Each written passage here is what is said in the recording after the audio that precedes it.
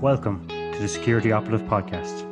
This is Tony O'Brien of Security Operative Consultancy Services, here to share with you my perspectives from the world of security and risk management. Enjoy the episode. Hello and welcome to episode number 32 of the Security Operative Podcast. Tony O'Brien here again from Security Operative Consultancy Services. And this week we have another interview show with you. I'm delighted this week to have been joined by Mr. Josh Reeve from Empire Protection and Empire Training Institute in Australia. Josh is somebody who I've followed on LinkedIn for a long time. I really enjoy his views. He's got a very holistic view of security at the top end, a lot of experience in the protection fields, hostile environments, and in training. And some of his views in that come across in the interview. Josh, as I said, runs Empire Protection, where they provide protection staff across Australia.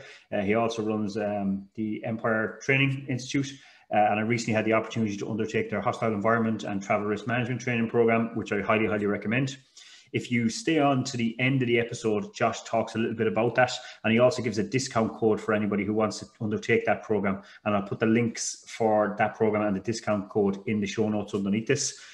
So in this, we talked everything about the Australian security industry and similarities with the Irish and European markets, standards in security, the issues around the quarantine hotels that they've experienced in Australia, and issues around security training and Josh's views on the security industry. I won't spend too much time talking about me. I want to get you over to the interview. So thank you once again to Josh for taking the time to come and spend with me. Hope you guys enjoyed the interview. And as always, if you had any feedback or anything like that, feel free to give it to me in the comments or on the blog posts. Enjoy the interview, guys. So we are on. Welcome to the show, Mr. Josh Reeve. Thank you so much. So time difference and all in place. So I appreciate you taking the call in the evening time, morning time for me. I'm beginning to look at the split screen here and get a bit of resemblance here. So I'm hoping that people can tell the two bald guys apart. You know, so if it's any consolation, I'm going to call it a father-son relationship, and I'll let people figure out which is which there. You know, so so thanks for coming on. If we want to start off, I suppose, just introduce yourself and tell the world who Josh Reeve is and what you do. Yeah, sure. So as you said, my name's Josh Reeve. I'm the founder and managing director of Empire Protection, which is a high-end security protection and risk management business based in Australia.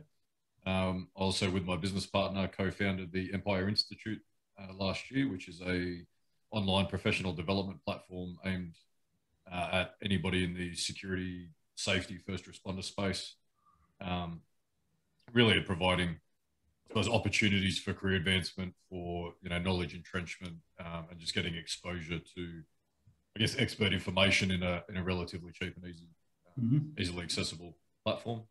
My personal background, I've been in federal and state law enforcement and global security operations for coming up 20 years now. With the last 5 or so with my own shop. And you started off in law enforcement, wasn't it? Yeah, so I did a little bit of security early on, and then got into the Australian Federal Police quite young. Did some time there in the protection teams, and then a few opportunities came along following that. So I moved around a little bit, do a few other things, and then I joined the Victorian Corrections Department here for a few years. Did some time in prison, and then got out and joined the freelance circuit. Did some international tasks, and then just sort of realised from there that there was a gap, I think, in the service delivery standards. I think there was, sometimes we worked with firms where the back end and the admin and the logistics and everything was really good, and the delivery on the ground wasn't good. And then other times the teams on the ground were brilliant, but the back end service delivery sort of let operations down. So I thought, it's a pretty niche market, and over this side of the world, in Australia, particularly because of our risk profile, it's not a huge market by any stretch. But, then we've branched that through Asia Pacific, where there is a bit more of a market, into places like Papua New Guinea and Philippines and throughout Southeast Asia, where skills have to be that little bit sharper. And I think we've, managed to find that balance between having that, meeting those client expectations from a commercial aspect, as well as delivering that frontline product. So I think there's a lot of people out there that are amazing at what they do, and as a tradesman, they're brilliant, but it doesn't necessarily translate to starting a business or running a successful business, and I certainly had to learn. And how transferable? Sorry, John, how transferable did you find the skills that you got in law enforcement were to the private sector? Oh, extremely transferable. Although I think you have to be aware that it's a different world. You know, you're quite empowered in law enforcement, I suppose, to make directions and to plan jobs and to, you know, to put conditions on jobs and to, you know, and in terms of your resourcing and your support and your intelligence gathering, all those things are just there for you. Whereas in the corporate world, quite often they're not. You know, you have the luxury in government quite often of having large teams, whereas in the corporate world, as much as you can scream, you're quite often alone or in a very small team. We all know that clients have those budget constraints that we all, again, kick and scream about, but you don't have those issues so much in government. So I think, and probably the main thing is the customer service aspect, which obviously still exists in government, but you know, we still hear guys saying, oh, I'm not going to carry bags, or I don't open doors, or I don't do these things. Well, you do. Just do. Yeah. And if you want to make money out of it, that's how it has to be. So I think 100% transferable. And I think because there's such a big gap in the genuine training space, like the expert level training space, it would be so hard to get those skills and that experience in the private world, because you'd be traveling the world to get it. You'd be going to South Africa, you'd be going to America, you'd be going to Europe, and you'd have to do all those things at your own expense.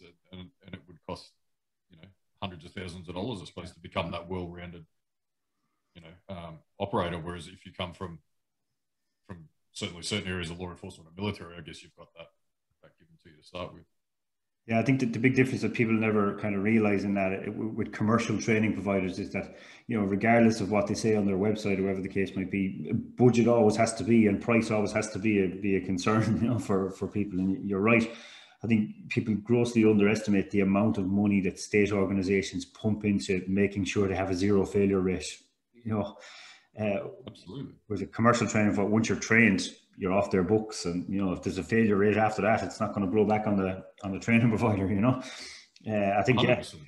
Sometimes I find though that with particularly military, not so much law enforcement, that they sell the wrong skills that they've learned. You know, they talk about, I was in the military, therefore I learned to shoot, fight, and medic.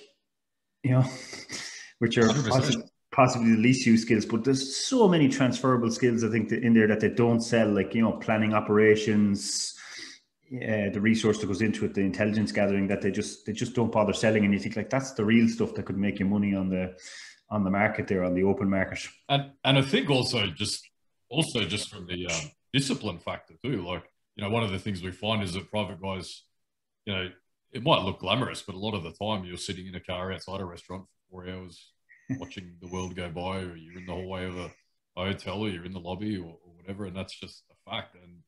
And getting guys to do that asses and passes duties, or, you know, like guarding the limousine in the underground car park for 12 hours overnight. It's not glamorous, it's not fun, and a lot of guys think, well, I don't want to do this. This isn't, you know, I want to be front and center. Yeah, and it's not what they expected. Whereas if you've got that military or law enforcement background, I suppose you've got that discipline and understanding that's more likely what the task entails. And even, I don't know, it's the same over here, but over where you are, but over here we get a lot of guys that transfer from door supervision, you know, nightclub bouncers, and they're used to the constant interaction with the customer, and they think that's how it's always going to be, you know, until they're minding a hotel hallway overnight while somebody's asleep in a room, and they think, this is not what I signed up to do in any way, shape, or form. You know, there's transferable skills for certain parts of it, you know. So when you moved from law enforcement into corrections, was there anything that you took from corrections that supported you as you moved on? Yeah, I suppose not so much in close protection, I guess, where you don't really have offender interaction, you know, for any length of time, hopefully at least. But I guess in terms of broader risk management and threat management, just that, I suppose, I don't know if comfort's the right word, but that comfort level, dealing with offenders, you know, and understanding that, you know, even the people with the worst histories in the world can present perfectly normally and can have perfectly normal interactions and aren't necessarily always a risk your safety. Is why sometimes in law enforcement we get quite fixated on the fact that that person is a perpetrator, or they're the subject, or they're the target. They must be a violent offender at all times. It's not obviously the case. So I think being in rough ratios over here, we're like 4 staff to 120 prisoners. You feel that vulnerability, and you have to use your rapport building and your people management skills, to gain respect and to, so I suppose, play the game to some degree. You're in their world. As much as we might want to think we control it, it's probably not the case. It's a very thin line to walk. So I think, in terms of confidence in that, dealing with anybody at any time, you've dealt with some of the most high-profile, baddest people in the world, and yet most of the interactions were probably perfectly normal. And yeah, I think it puts a different perspective on risk management in that sense. Yeah, I think that shows a huge difference between academic and practical risk management. If you were to write down on a piece of paper that I operated day to day on a ratio of 4 to 100 good guys to bad guys, anyone doing a risk assessment on that would say, no, that's that's not good, But when you live it, when you live in that environment and you get used to the situational awareness and the context that you're operating in, I suppose it just becomes second nature. You just manage the ongoing risk. It is, and it's about how everything, your presence, your bearing, the way you dress, everything about it matters. If you go in there looking sloppy and acting sloppy and not, not managing your own behavior and your own performance and your own presence, then it gets found out very quickly. And it's a battle you're going to lose, quite a lot of the time. So I guess, that being forced to be mindful of your presentation to the world, and how you're received from the world, was excellent from that. Yeah. So big jump, and then you made another big jump. Then you moved into the private sector. Was that? I know you're probably used to deal with regulatory bodies and things like that through the state work, but was that another culture shock for you then, moving into the private sector and probably having to deal with a lot of regulation in order to do a job that you've been doing for X amount of years in the public sector, and now you had to all of a sudden go and get trained to do that job? I was very frustrated to have to resit our version of the SIA's, very basic entry level qualifications. We do have a recognition of prior learning process, but it's very clunky and arduous and ineffective. So sitting in a classroom learning how to use a radio and all those sort of things, again, was frustrating, especially when I was paying thousands of dollars to have to do it. That was annoying, and it's a real barrier. We have a system here. I'm not sure how your system works, but if you have very, very little education over here, or certified education, you can be funded by the government to receive certificate level training. But what that's done in security is allow people with no educational background and very little work experience to come through for free into the industry.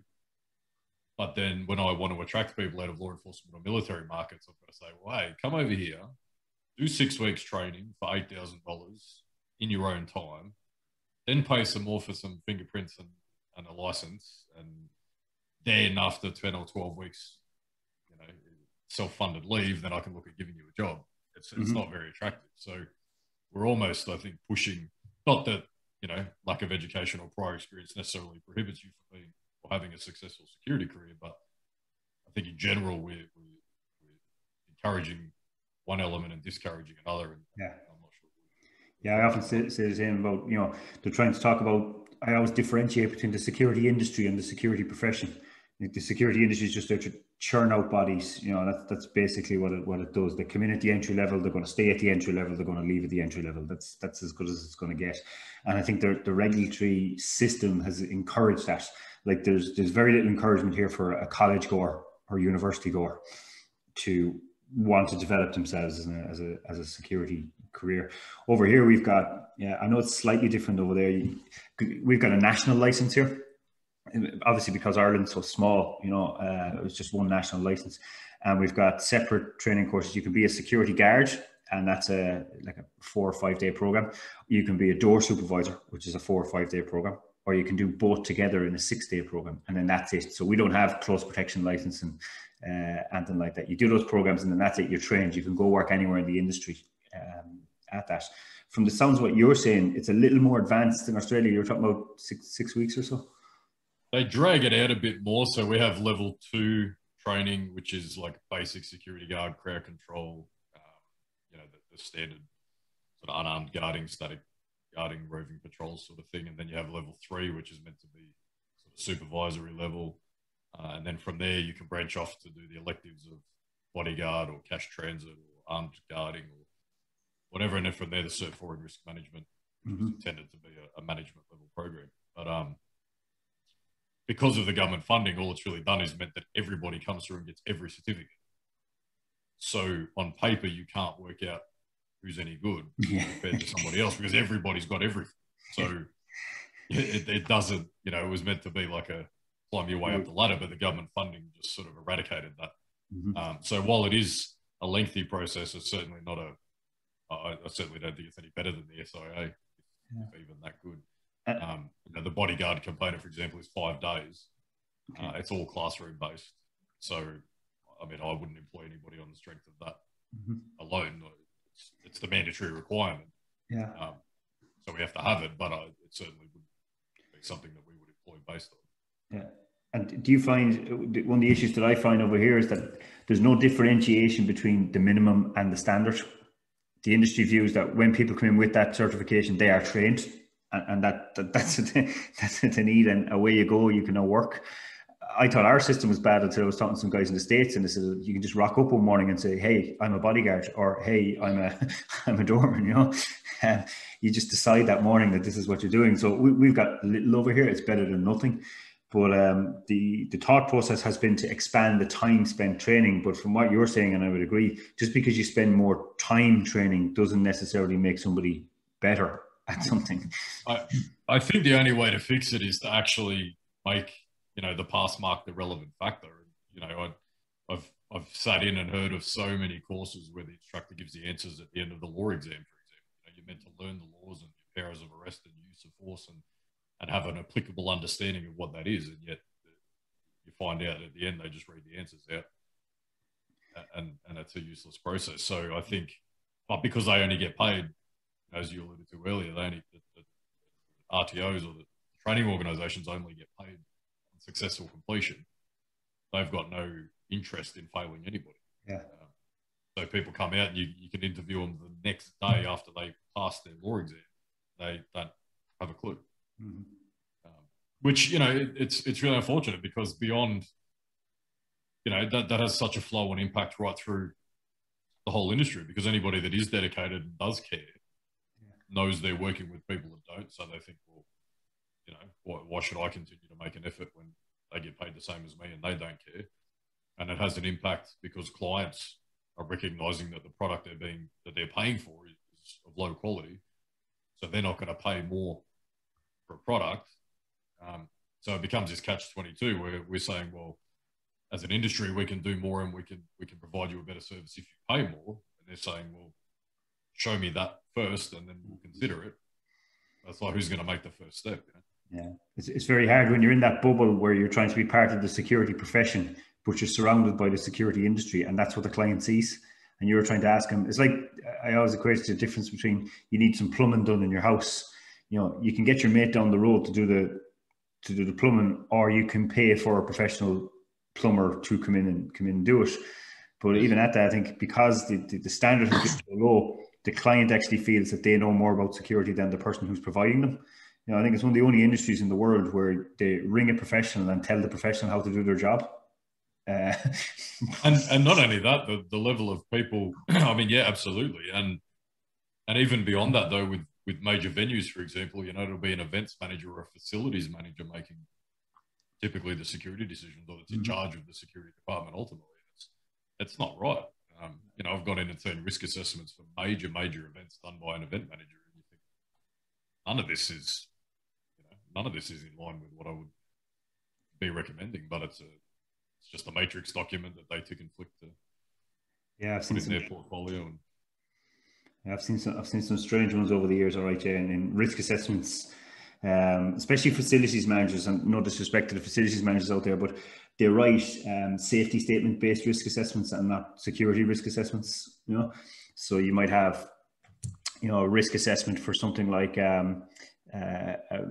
crowd disorder, or as against something like breach of access control. And breach of access control will feature very, very low because there's no risk of injury or death from the breach of access. They measure everything on personal injury rather than integrity of the venue or whatever the case might be.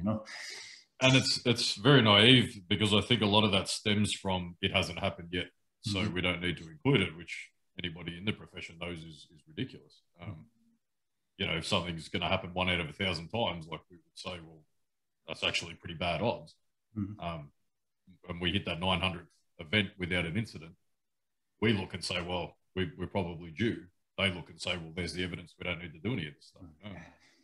And I think risk to reputation, one of the things we're so strong on is, I'll use this example. If you have a close protection task for 2 weeks, that's 24 hours a day by 14 days.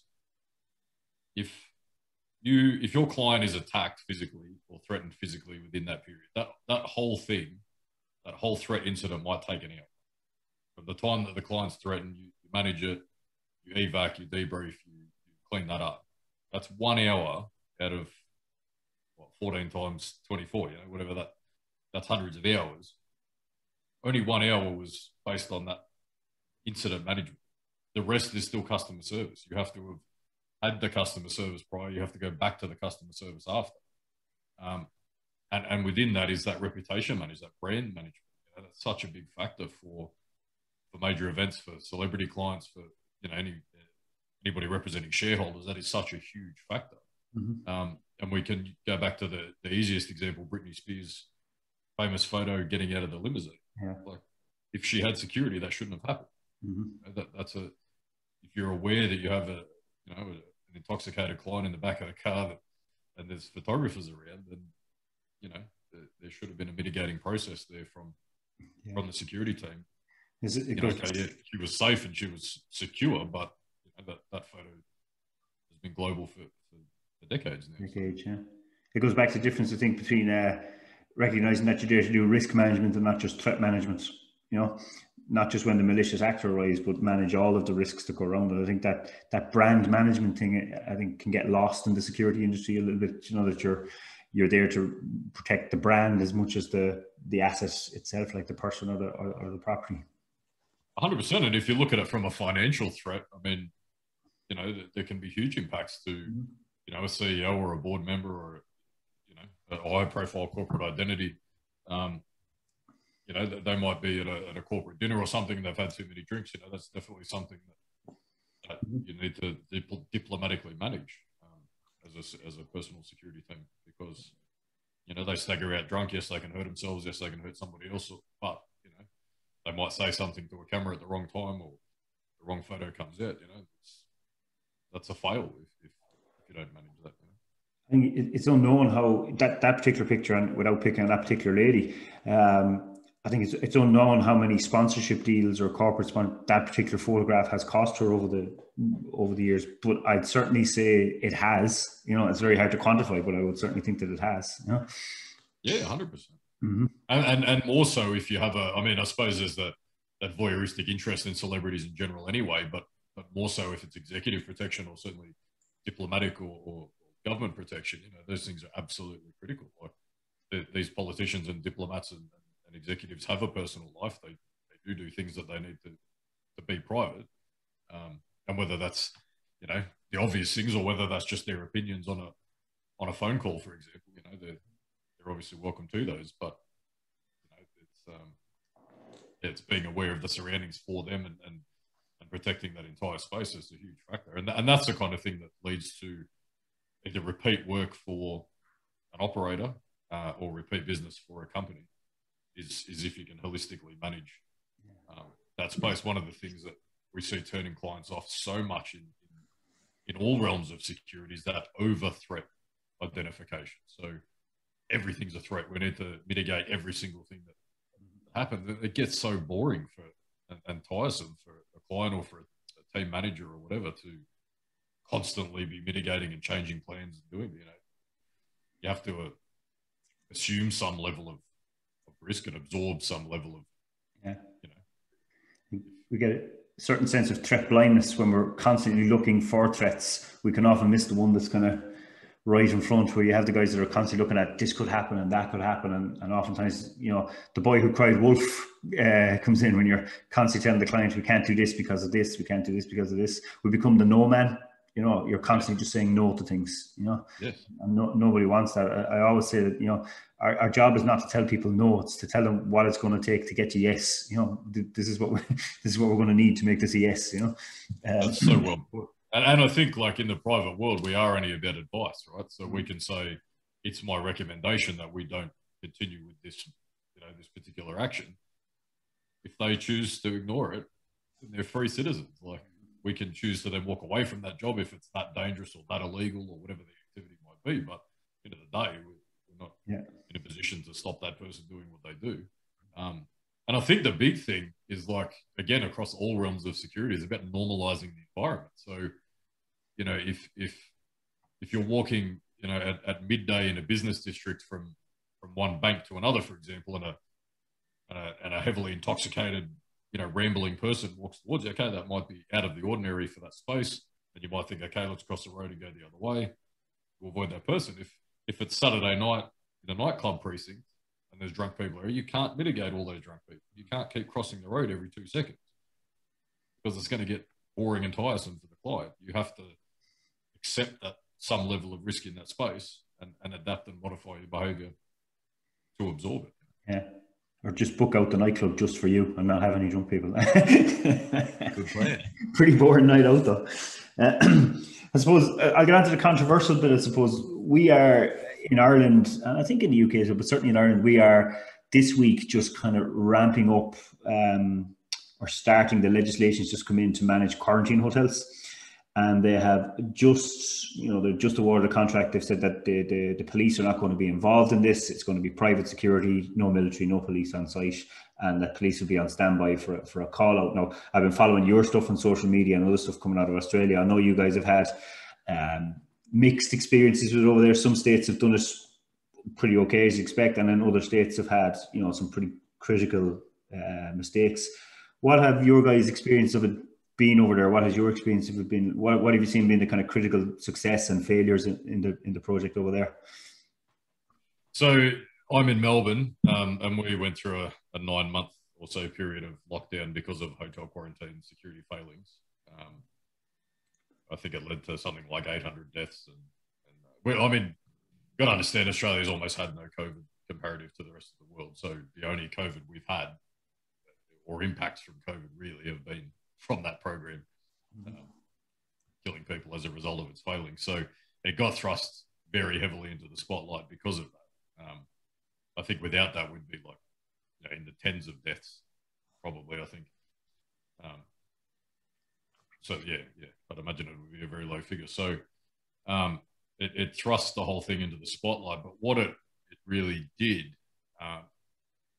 as much as originally people wanted to talk about the failings of hotel security or quarantine security, in my mind, it just highlighted the flaws that exist in our industry, and it put them on show. There was nothing new that failed. It wasn't as a result of this particular program, it just highlighted all the holes that exist in the market. So, over here we have like tiers of subcontracting that water down and dilute a product. We have, people being paid like ridiculously under minimum wage, and then obviously the product you get from that is terrible. We have people working, they call it shift ghosting, so that the company will say they're putting 40 guys on, but they put 35 because they can't staff it. We have people signing on with multiple different subcontractors at the same time, so they're getting paid 3 times, but there's gaps. All these things that occur all the time. They're not unique to that program. They're what we see in the industry, but they just got put on show because, as a result of it, this time, unfortunately, people died. And I think we've just been lucky and probably scraped by in the industry in general, because, where is security, right? We're at critical infrastructure. We're at major transport hubs. We're at critical ports. We're at, some very sensitive and critical spaces 24/7. There was like tens of thousands of security guards working at any one time. And if their systems were to fail of this nature, that would be critical too. I think just the media highlighted those holes we have rather than creating, than the quarantine program creating it. So my answer would be, in short, if your security industry isn't at a good level, then the quarantine program won't be at a good level either.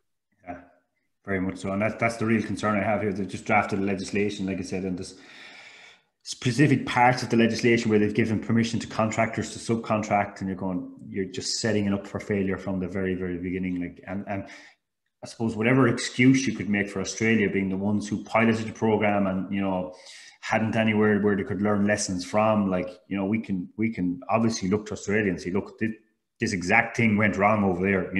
This exact thing is what went wrong. We've been complaining as an industry, though, across the board for years about subcontracting and tiering contracts and all the things that this failed. There's stories of guys working in Uber for 12 hours and then going to quarantine security for 12 hours.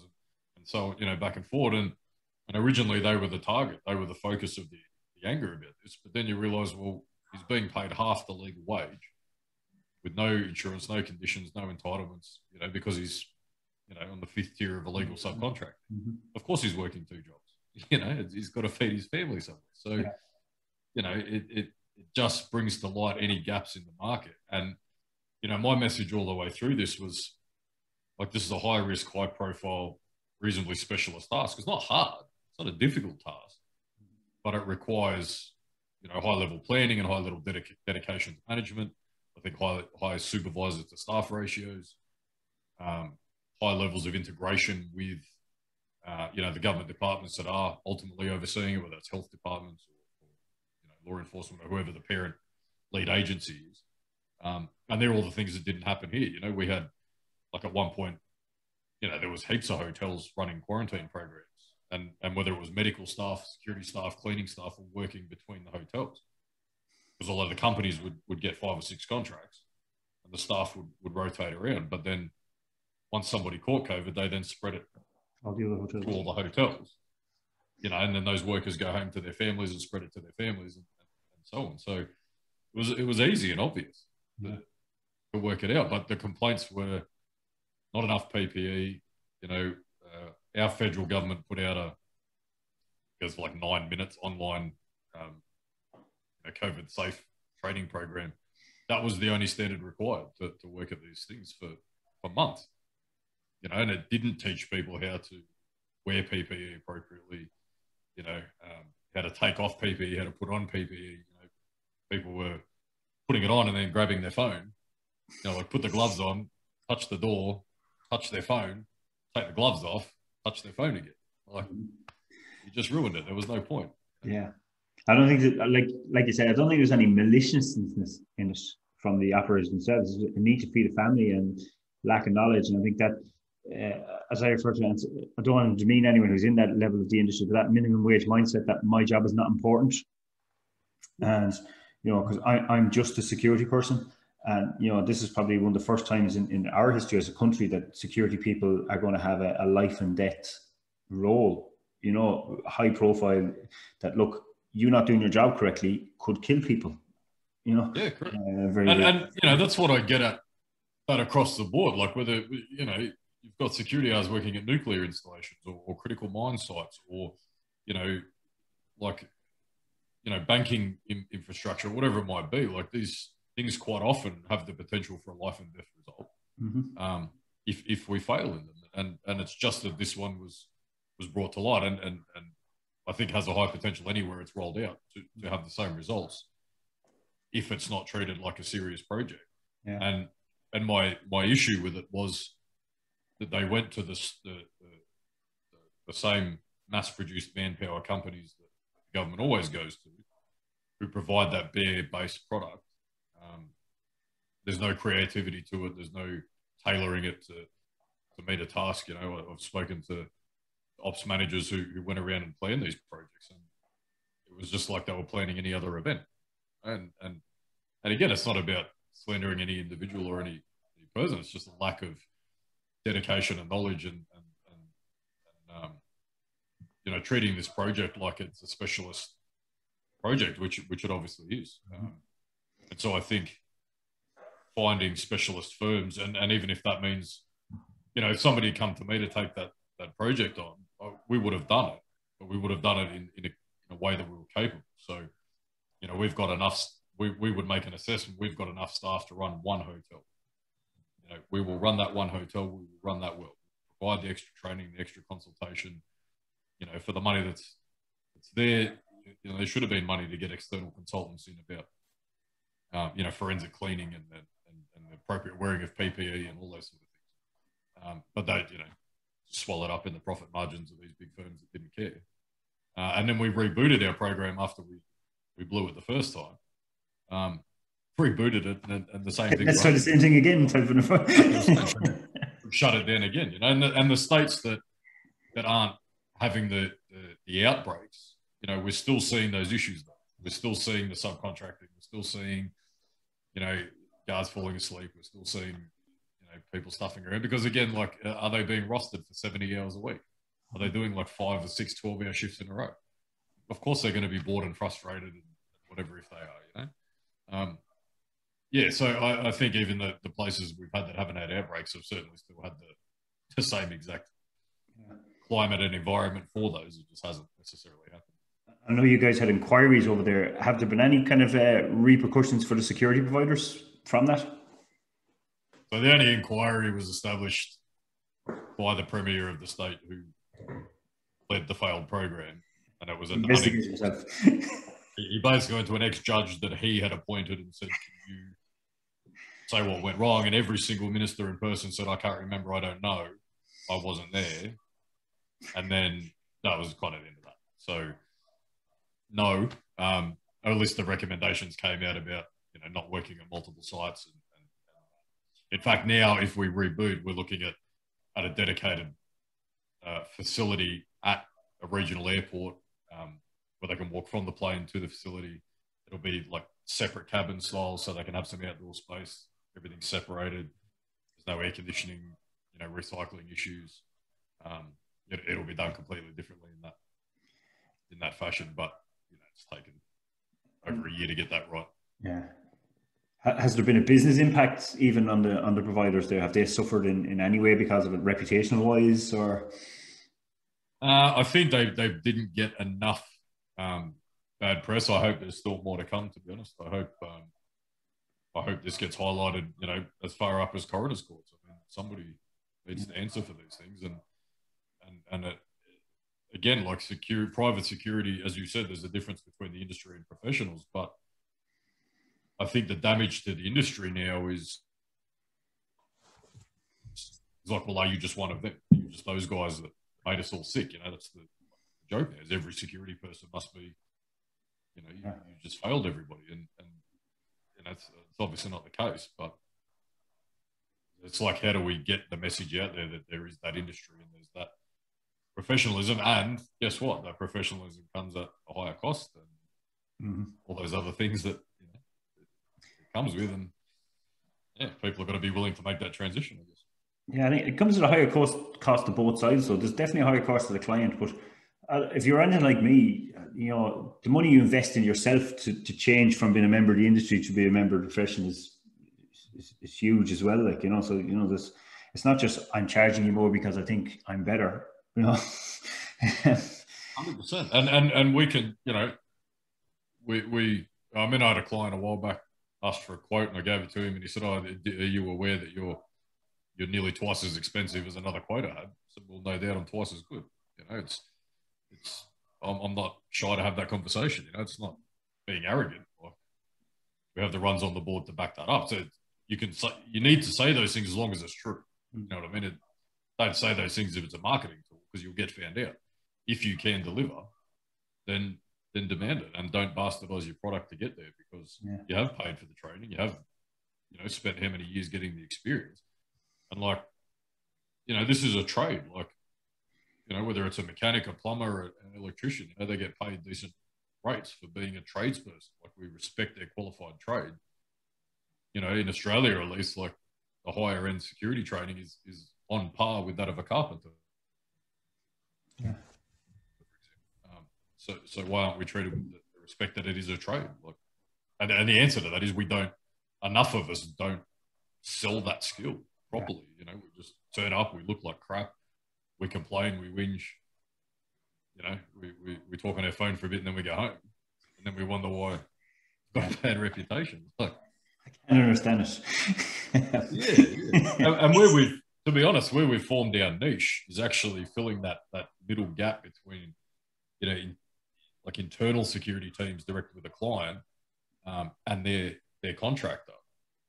And where we've found a niche is in that gap in the middle, saying, okay, let's work out how we can get more out of your contract. We understand, you know, if you're a national client, you need thousands of guarding hours a day. We understand you're going to go with a cheaper product because the budget is massive.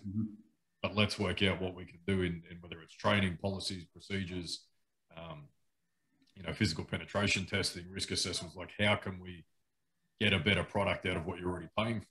Because we've found that the security guards themselves are super receptive to that. Like, nobody wants to be shit at what they do. You know, they're like, I mean, there's a couple at the bottom that just don't care.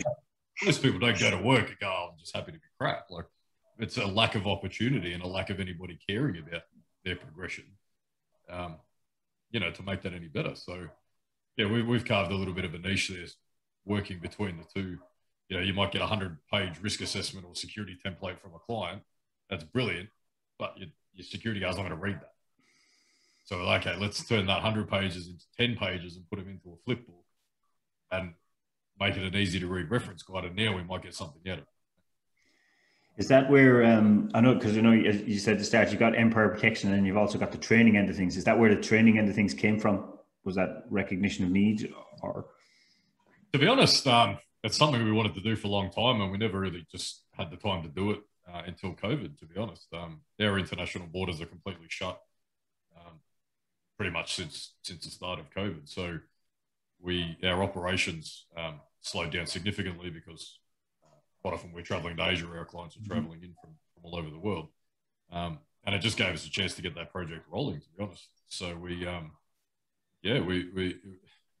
I think originally it was probably penned around being like the Empire Protection entry program. Like, if you want to work for us, you know, you need to come do this course because that sets our standards, you know, what we expect you to operate like.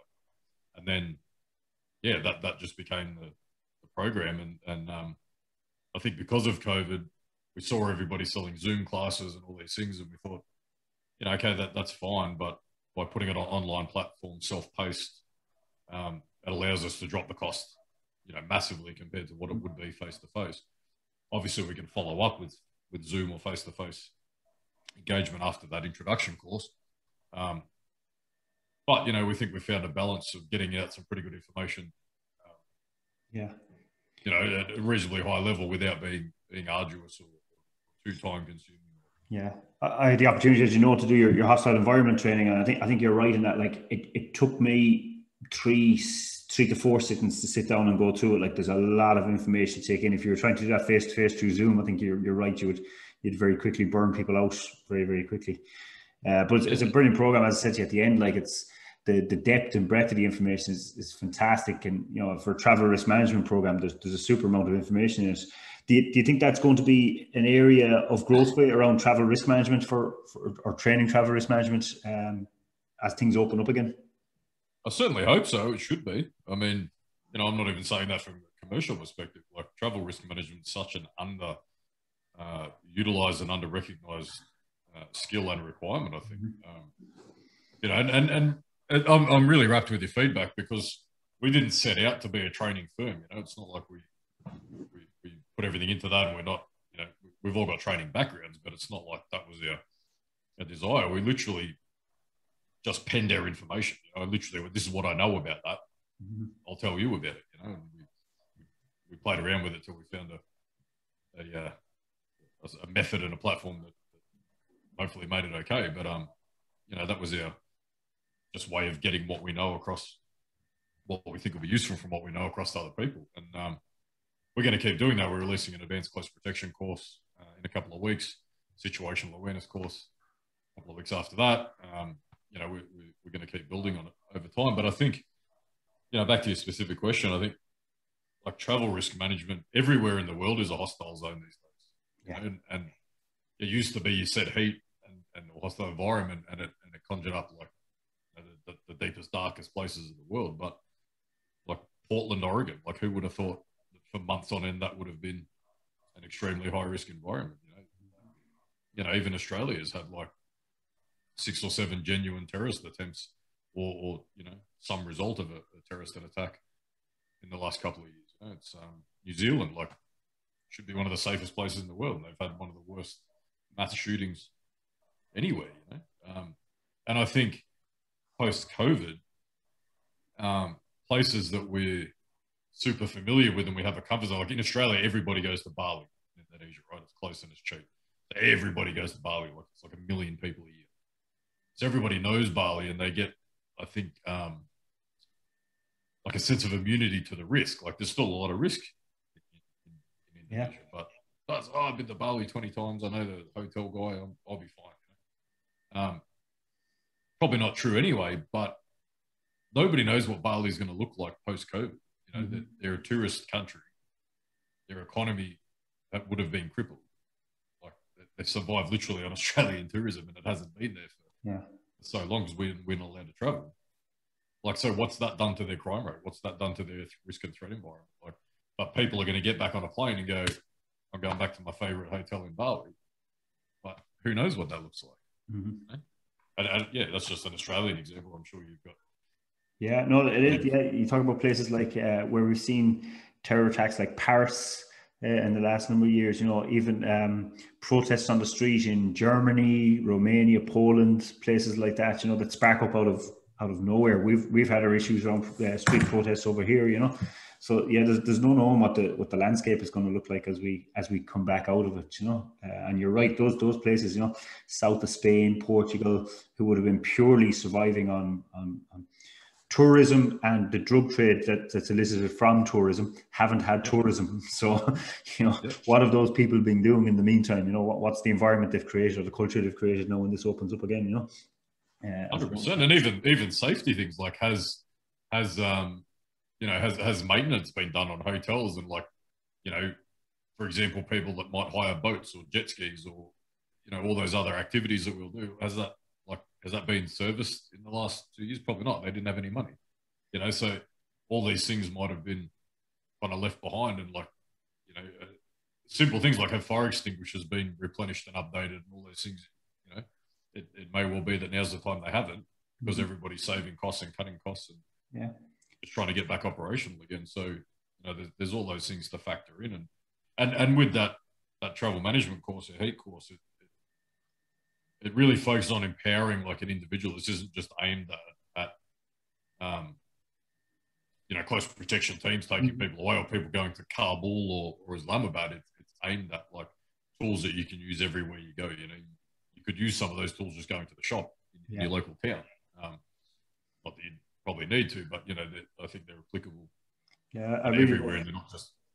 I really like the section there about the day bag and having something you can put in a bag and stuff. I remember doing an American version of a hostile environment course a number of years back, and they were on about have a firearm, have a backup firearm, have some night vision. There was no journalist stroke holiday goer in the world is going to pack while going on holidays. A firearm, backup firearm, 2 torches, a knife, and some night vision goggles just to go to the beach, as they walk around. But you're right, giving people the tools that they can empower themselves. So you are your own help when you go out there, and you possibly don't have the same level of support and resources. And we don't know what the policing situation is going to be like in those countries now. Where we're lucky, and I think you guys are lucky over there, in that generally when you join the police, it's a career, and even if the economy's bad, they're not going to sack police officers.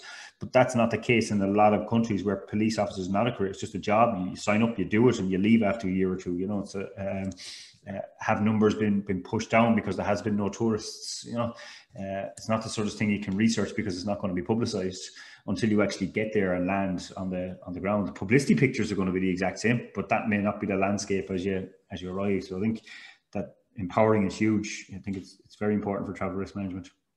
And we tried to aim it even for we tried to picture travelers who who should feel at risk or who may feel at risk, whether it's real or perceived. You know, we tried to look at that, and even like, you know, parents of like students taking their gap year, they're going to travel around India for 6 months.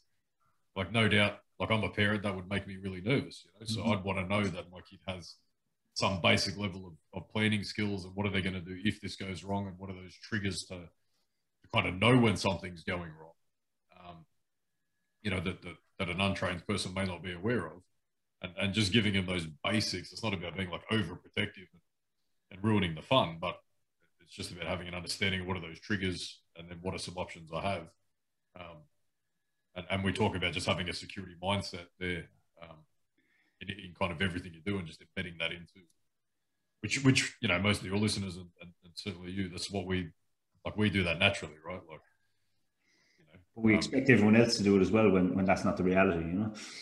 100%. And you know, we were shocked, I guess. Like, I actually actually gave a brief version of our course to it was like an over 50s camping Facebook group, and I gave a live video about like how to camp safely and how to plan that trip, and they were so, it was like the best reception you could have. And I never thought that would be a target audience for a hostile environment course, because, you know, from our world, we think it's about that travel to the Middle East kind of thing. But, you know, I was remembering on that mindset piece a number of years back. I was teaching in a university. I was teaching a self-protection course, and free self-protection course that the university were putting on, and 85% young female first-year college students. You know, I was talking about not being in city places, and one of the ladies there said, yeah, it's like that field at the back of the hospital. There's been like 8 people attacked there in the last number of years, and I'd be terrified when I'm walking through it at night. And I go, you know, why are you walking through this field at night? You know? And she said, oh, well, because it's the quickest way home. You know, and from a security mindset point of view, you're looking at her and going, you idiot. You know, you know, why are you doing this? But that's just not the way some people in the world think. They think it's the quickest way home. Yeah. And she was explaining to me, and her stuff rationally made sense. She said, like, there's probably 200 people a day walk through that field, and there's only been 8 people attacked in 2 years.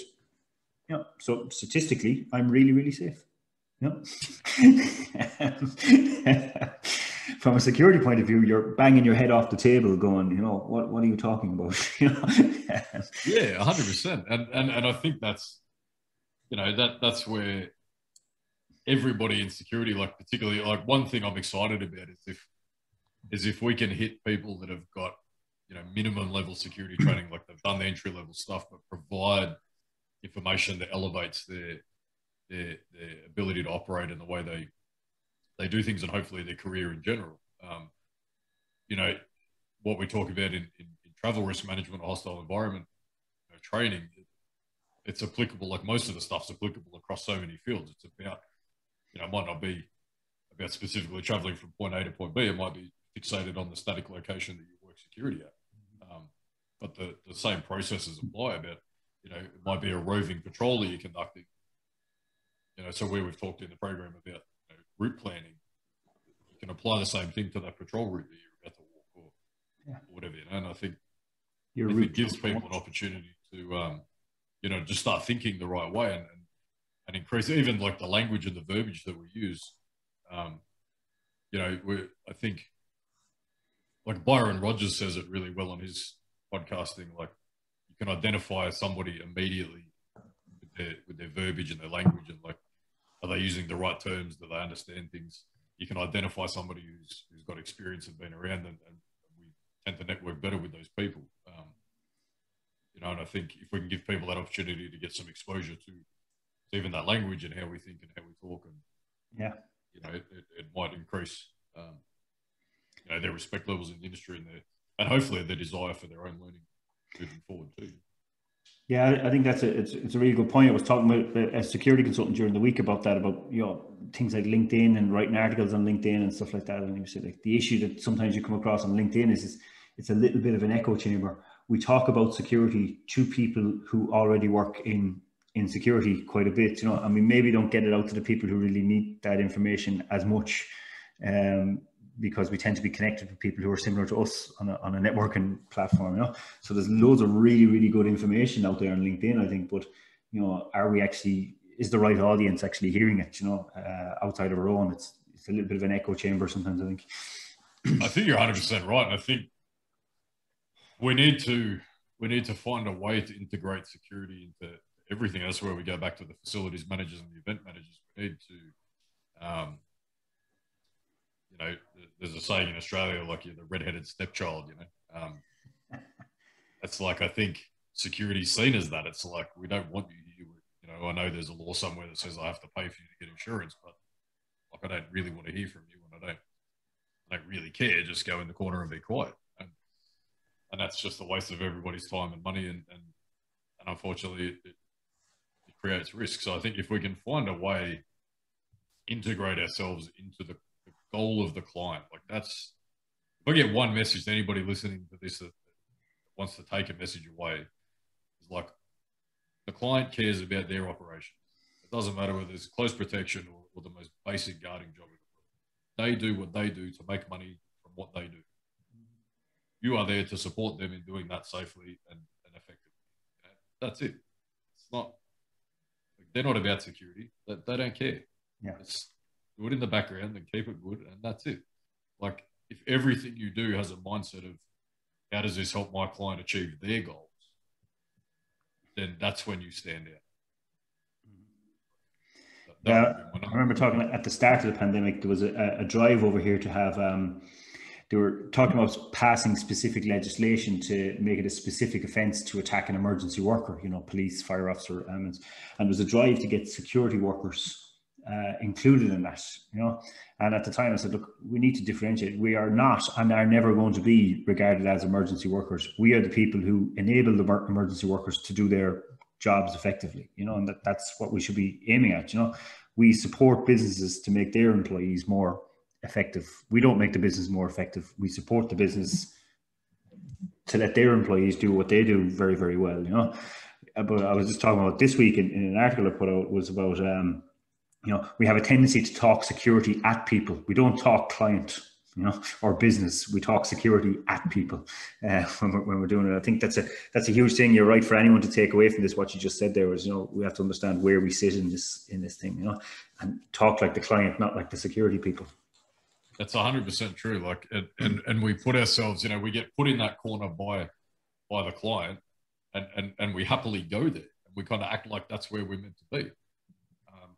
You know, one of the things we talk about in one of our basic courses is like, if I tell you to turn up in a black suit for a job, like, there's a black suit and there's a black suit. Are you wearing, you know, Nike runners with the white bit crossed out with black marker, and are the pants like ironed terribly and they're the cheapest possible and they don't really fit, and the jacket was your great grandfather's from 1947, like, or, you know, did you go and get a suit that fits and that looks the part, and the tie is done properly and it reaches your belt buckle and it looks, because the text message you might say wear a black suit, but there's two extremely different products there, and a lot of people might think, oh, well, is it a big deal? It is. Like, it's a big deal, you know, and it's those fine details in all those everyday jobs where, like, I can even remember times, particularly when I was younger, where I don't even know why I'm doing this task. Like, I have to do this every night. I don't even know why. Either find out why, so you understand, or don't worry about why. Just do it to the best of your ability. Like, it's there for a reason. You know? Most definitely, yeah. Yeah, I've worked a lot in my background's in hotel security, so like 5 stars, and you know, I've sent that message out about the black suits, and guys have shown up in a black suit and white Converse, or black Converse with white soles. You know, you said black shoes. These are black shoes. You know, or they've ironed their suit jacket with an iron, and you can see like the glazing on the on the front of it. You know, you know, because it had creases. Yeah, we had one. And that's the kind of stuff, like, you know, I like, for whatever bias, I wouldn't have that back. You know, if somebody turns up like that, yeah, they're off the list. You know, it's those, because it shows you're not up there with the client. Like, the client's not going to do that. You know, I always remember one gentleman at a yachting event we had in a hotel. He was at an external position, you know, white shirt, tie, take the jacket off if you want. It's outside, you know, it's nice and warm. And one of the client's staff contacted me to say that there was a guy standing on the back gate and he had no sleeves in his shirt. So I went down and the guy had torn the sleeves from his white shirt because he was hot outside. So he's got black pants, black slacks, black shoes, white shirt, black tie, and no sleeves because it was hot. Like, in what world does that enter your decision making, man? Yeah. And this is what's going to be at hotel quarantine for you. That's why I'm scared, Josh. So I want to be respectful of your time. We're going over an hour here. If I get a last couple of bits, quick fire ones. If you could give one piece of advice to people entering the industry now, what would it be? Listen to the good, ignore the bad. There's so much crap flies around the industry. Work out what's crap and ignore it. Listen to what makes sense.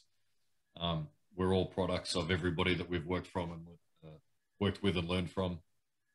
You know, everyone you work with, you might learn one little thing, take it with you, and leave the rest. Mm-hmm. What does the word security mean to you, to Josh Reeve? When you say provide security, what does that mean to you? But it's a tailored, holistic service that meets the client's needs. There's no one word, and I think that is a trap that we fall into. I've done security. I know what security is. Like you said, I'm going to tell you what that is, and that's where we go wrong. It's and blending that. Last one then. What's next for Josh and what's next for Empire? Mate, we're looking forward to the borders opening so we can get back to a lot of our travel protection work, getting back out around the world. Until then, I am typing nearly all day, every day on new courses and programs for the Empire Institute. We've partnered with some expert providers. One thing we've done is, like, I know what myself and my team, we know what we're experts in and we know what we're not. Where we're not experts, we go find people that are, and we bring their programs in. So, you're not just hearing something that I learned off someone else 10 years ago that I now regurgitate.